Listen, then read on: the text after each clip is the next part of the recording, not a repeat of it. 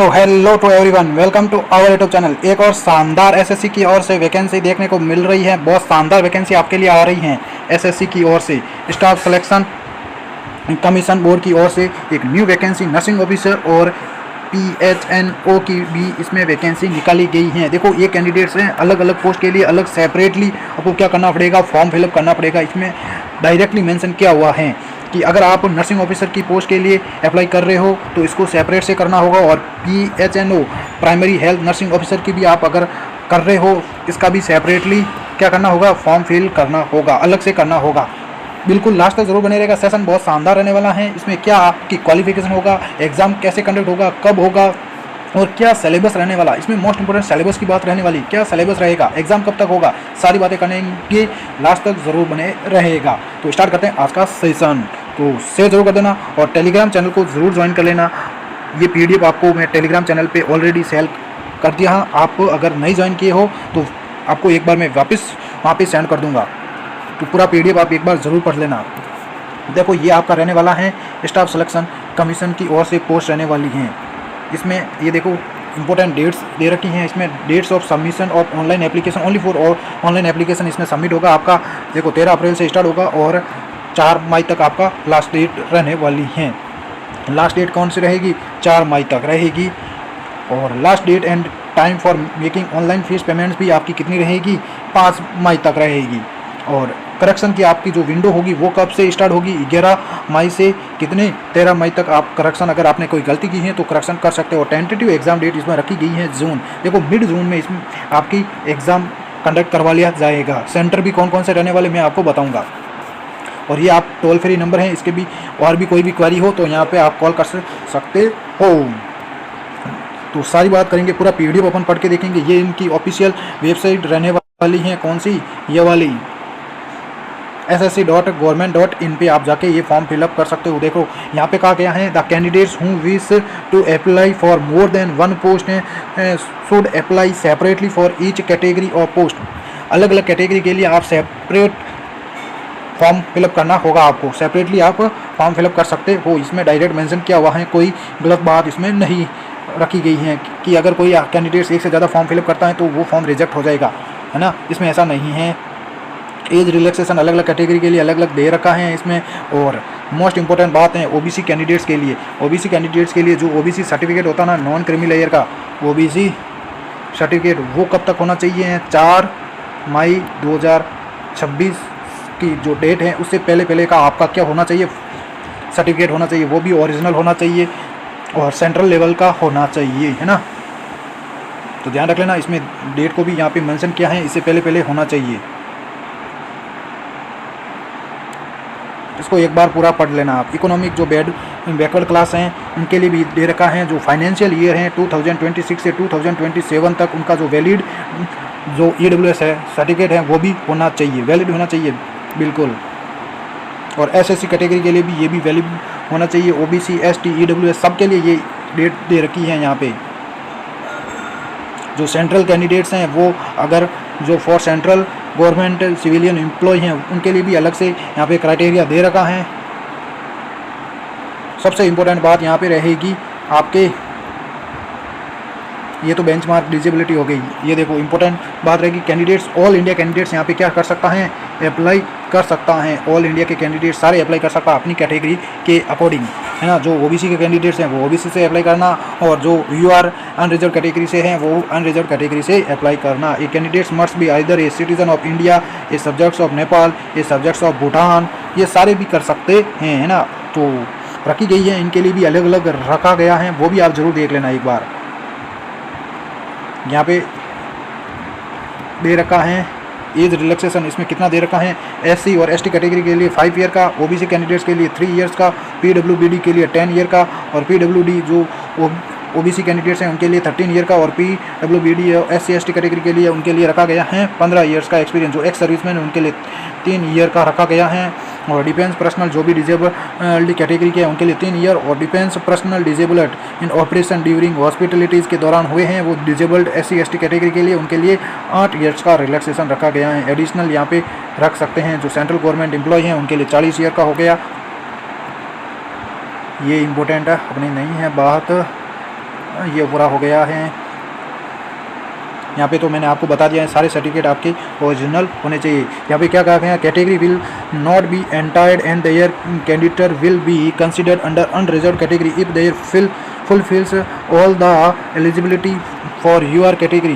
The formats of various certificates are annexed जो दे रखा है with notice of this examination. The certificate of the disability issued under the person with disability, जो disability दे रखा है इनका, उसके अकॉर्डिंग आपका जो सर्टिफिकेट है वो होना चाहिए जो डिजेबिलिटी के कैंडिडेट्स हैं, है ना, बेंचमार्क जो डिजेबिलिटी हैं उनके लिए। और ये तो मैंने बता दिया, आपका जो डॉक्यूमेंट है वो ओनली फॉर होना चाहिए कैसा, ओरिजिनल। डेट भी मैंने बता दी है 4 मई 2026 तक से पहले होना चाहिए। नेक्स्ट है candidates may also note that is respect of the above their candidates will remain provisional till the veracity of the relevant document is verified by the appoint. तो अगर इसमें कहा गया है कि कोई भी कैंडिडेट्स अगर गलत तरीके से डॉक्यूमेंट अपलोड करता है, डॉक्यूमेंट में कोई भी फॉल्टी पाई गई तो आपको डिवाइडेड कर दिया जाएगा फ्रॉम द एग्जामिनेशन से, है ना। तो मस्ट केयरफुल, आप अपने डॉक्यूमेंट्स रियलिटी हैं वो अपलोड कर देना। इसमें एक बात और है, OTR आपको करना पड़ेगा। कैसे करना पड़ेगा अभी मैं बता रहा हूँ आपको। यहाँ पे देखो क्या कहा गया, 1 टाइम रजिस्ट्रेशन OTR आप SSC के वेबसाइट पे जाके कर सकते हो OTR जो। और OTR में आपको क्या करना होगा, आधार ऑथेंटिकेशन भी कर सकते हो आप, है ना। मोबाइल नंबर इसमें आपको रखना होगा। During the registration will be required filled up candidates so as choose the person his या her scribe। और आधार ऑथेंटिफिकेशन से आप अपना OTR पूरा का पूरा कर सकते हो। यहाँ पे दे रखा है कैसे क्या करना है आपको।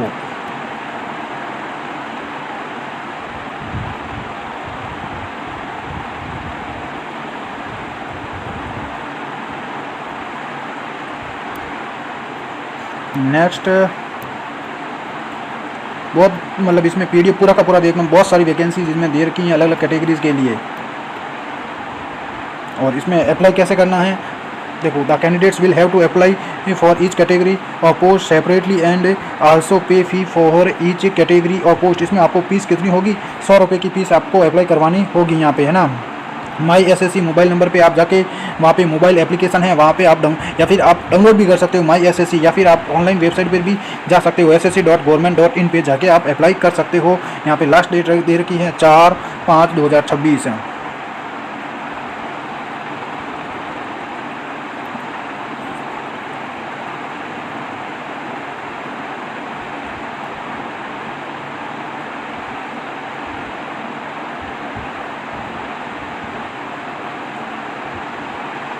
नेक्स्ट देखो यहाँ पे एप्लीकेशन फ़ीस क्या रखी गई है, 100 रुपीज़ रखी गई हैं।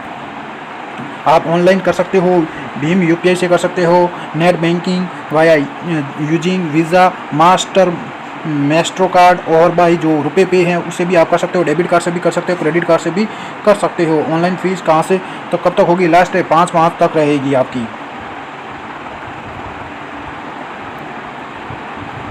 और ये क्या रहेगी, नॉन रिफंडेबल रहेगी, है ना। The fees once paid shall not be refunded under any circumstances nor will be adjusted against any other examination or selection. The fee should be paid separately for each category or post applied। अलग अलग category के लिए अलग अलग आपको fees क्या करनी होगी, देनी होगी। और 3 दिन के लिए आपका करेक्शन विंडो ओपन रखा जाएगा 11 से 13 तक। और अगर आपने कोई भी इसमें गलती की है तो इसमें आपको क्या करना होगा, यदि the commission will be levy a uniform charge of 200 rupees for making correction and resubmitting the modified या corrected application for the first time, है ना। अगर आपने फर्स्ट बार कोई भी गलती कर ली है तो 200 रुपये, और नेक्स्ट आपको क्या होगा, अगर दोबारा आपने अगर कोई गलती कर ली है तो 500 रुपये आपको भरनी होंगे सेकेंड टाइम में। यहाँ पे देखो अब मोस्ट इंपॉर्टेंट बात है, एग्जामिनेशन सेंटर आपके कहाँ कहाँ रखे गए हैं। तो देखो बिहार एंड उत्तर प्रदेश में रखा गया, बिहार में भी कहाँ कहाँ रखा गया है ये पूरा का पूरा दे रखा है। प्रयागराज हो गया, झांसी हो गया, भागलपुर हो गया, मुजफ्फरपुर हो गया, सारे मतलब लखनऊ हो गया, वाराणसी हो गया, पुरैना हो गया, मुंगेर हो गया, सहरसा हो गया, पूरे मेरठ भी हो गया, कानपुर भी हो गया, सारे रखे गए, आगरा भी हो गया, गोरखपुर भी हो गया, यहाँ पे रखा गया है बिहार एंड उत्तर प्रदेश। नेक्स्ट है ईस्टर्न रीजन है, जो भी अंडमान है, निकोबार हैं, आइसलैंड्स हैं, झारखंड है, उड़ीसा, सिक्किम एंड वेस्ट बंगाल, इसमें सारे दे रखे हैं, उनके लिए भी रखा गया है ये अलग अलग।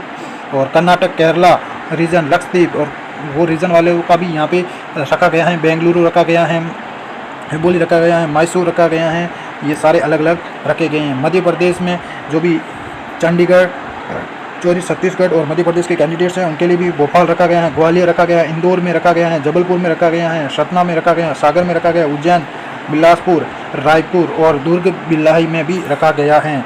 नेक्स्ट है नॉर्थ ईस्टर्न, जो अरुणाचल प्रदेश, असम, मणिपुर, मेघालय, मिजोरम, नागालैंड एंड त्रिपुरा के हैं उनके लिए भी अलग अलग रखा गया है। ईटानगर, गुवाहाटी, डिब्रूगढ़ रखा गया है। और जो नॉर्थर्न रीजन है एनआर, दिल्ली, राजस्थान एंड उत्तराखंड के लिए रखा गया। कहाँ कहाँ दिल्ली में रखा गया है, बीकानेर में, जयपुर में होगा, उदयपुर में होगा, सीकर, देहरादून, हल्द्वानी और रुड़की, है ना। तो राजस्थान में जोधपुर को इंक्लूड इसमें नहीं किया गया है। जहाँ से आप सीकर से भी एग्ज़ाम दे सकते हो, दिल्ली, बीकानेर हो गया। और ये अलग अलग और भी दे रखे हैं, चंडीगढ़ में भी आपका सेंटर आएगा, है ना। जो हरियाणा, हिमाचल प्रदेश हैं ये सारे दे रखे हैं। यहाँ पे आपको क्या करनी होगी, प्रेफरेंस फिल करनी होगी सेंटर के लिए, है ना। प्रेफरेंस फिलअप कर सकते हो, preference for examination centre. Most important बात, मोस्ट आपका जो सिलेबस रहेगा ये देखो, वेरी वेरी इंपॉर्टेंट। इसमें देखो 36 का आंकड़ा बताया गया है। इसमें कैसे, नर्सिंग वर्सेज नॉन नर्सिंग।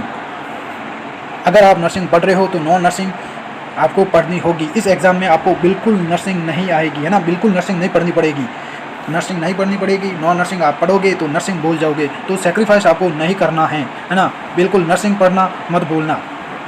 अगर आप फॉर्म फिलअप कर रहे हो तो अपनी प्रायोरिटी पे फॉर्म फिलअप करना, ऐसे नहीं हो कि आपको इसके लिए पूरा का पूरा अपना जो भी एफर्ट है यहाँ पे आप झोंक दो नॉन नर्सिंग के लिए। नॉन नर्सिंग बहुत हार्ड आएगी। इसमें एसएससी के आप देख सकते हो, नॉन नर्सिंग मैथ्स, रीजनिंग बहुत हार्ड आती है। मैं आपको डरा नहीं रहा हूँ, बता रहा हूँ।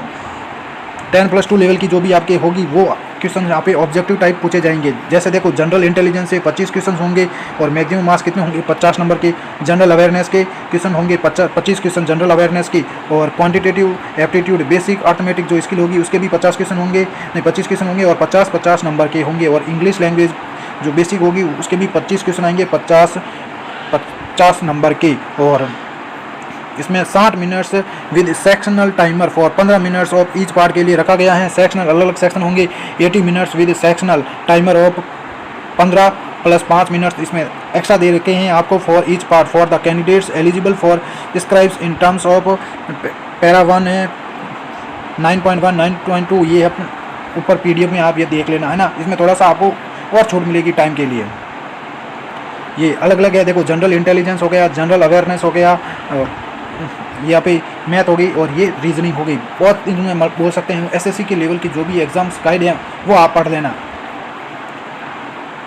और नेगेटिव मार्किंग इसमें कितनी रखी गई हैं, 0.50 मार्क्स रखी गई हैं for each wrong answer. Negative marking इसमें ये दे रखी है, ध्यान रख लेना। तो अगर फॉर्म फिलअप कर रहे हो तो आपको नॉन नर्सिंग बिल्कुल पूरी की पूरी पढ़नी पड़ेगी, नर्सिंग को छोड़नी पड़ेगी। तो देख लो आप अपने अकॉर्डिंग, नॉन नर्सिंग को पढ़ने के लिए नर्सिंग को मत छोड़ देना, भूल जाओगे। और एग्ज़ाम आपके आने वाले SGPJ हो गए, KGMU हो गए, बहुत सारे एग्ज़ाम आपको देखने को मिलेंगे। यहाँ पे आपका एग्ज़ाम कैसे होगा, हिंदी एंड इंग्लिश दोनों लैंग्वेज में आपको देखने को मिलेगा है। सेलेक्ट मीडियम लैंग्वेज और कंप्यूटर बेस्ड एग्जामिनेशन आपका होगा। देखो CBT एग्जामिनेशन होगा इसमें।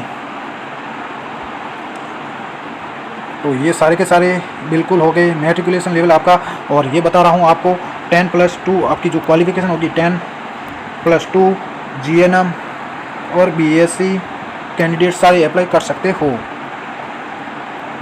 10+2 हो गई। ग्रेजुएशन यहाँ पे दे रखा है ना, मैंने अभी आपको बता दिया है। और यहाँ पे आपका जो डॉक्यूमेंट्स हैं वो कौन कौन से होने चाहिए आपके पास में, आधार ऑथेंटिकेशन के लिए, है ना, 2 घंटे आपको पहले वहाँ पे पहुँचना होगा। और जो भी आइडेंटिटी प्रूफ है वो आपका आधार कार्ड या प्रिंट आउट आधार भी आपका होना चाहिए। वोटर ID कार्ड ले सकते हो, ड्राइविंग लाइसेंस, पैन कार्ड हो जाएगा, पासवर्ड हो सकता है, ID card issued by school या कॉलेज हो सकता है, एम्प्लॉय ID कार्ड है अगर आप कोई भी गवर्नमेंट सर्विस कर रहे हो, प्राइवेट कर रहे हो, ex serviceman discharge books issued by ministry of defence है, any other photo bearing with valid ID card issued by the central या स्टेट गवर्नमेंट। बिल्कुल आपके दोनों फोटो मैच करने चाहिए, ओरिजिनल कार्ड होने चाहिए। और यहाँ पे कहा क्या कहा गया है, डॉक्यूमेंट वेरिफिकेशन, उसके एग्जाम के बाद में आपका डॉक्यूमेंट वेरिफिकेशन होगा, conducted by the user departments organisation concern to which the post category belongs for shortlisting of candidates based on computer based examination and scrutiny of document submitted by them, है ना। आपका जो scrutiny form है वो fill up कराया जाएगा। यहाँ पे पूरा का पूरा ये आप देख लो। सिलेक्शन प्रोसेस तो आपको मैंने बता दिया है ना।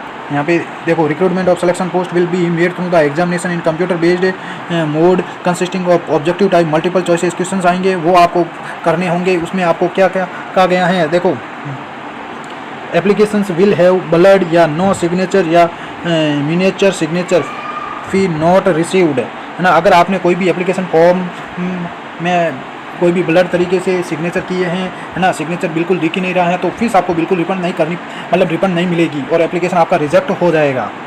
इसमें अपन देख लेते हैं मिनिमम क्वालिफिकेशन मार्क्स कितने होंगे आपके, कट ऑफ मार्क्स गिवन, है ना। अनरिजर्व कैटेगरी के लिए 30% होंगे और EWS OBC के लिए 25% होंगे और जो भी अदर कैटेगरीज हैं उनके लिए 20% होंगे, है ना। जो SC ST कैटेगरीज हो गए उनके लिए 20% होंगे।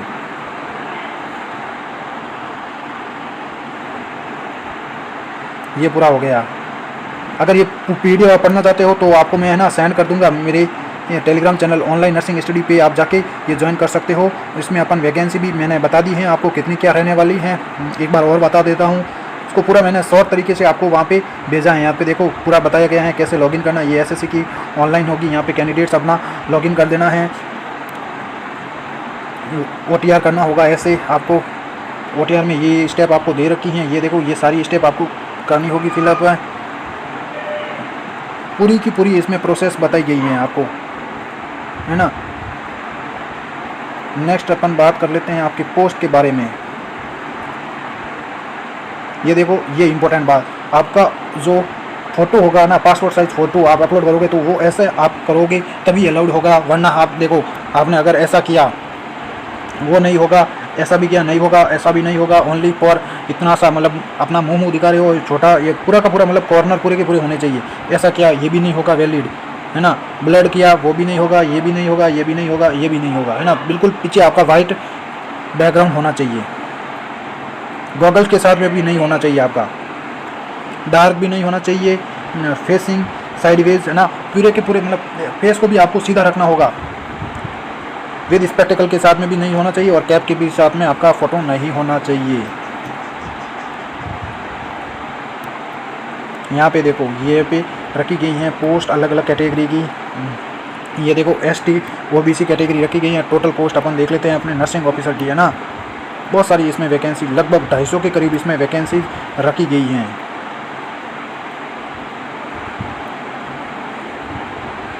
ये देखो, नर्सिंग ऑफिसर की रखी गई है, पे लेवल 7th होगा इसमें, है ना।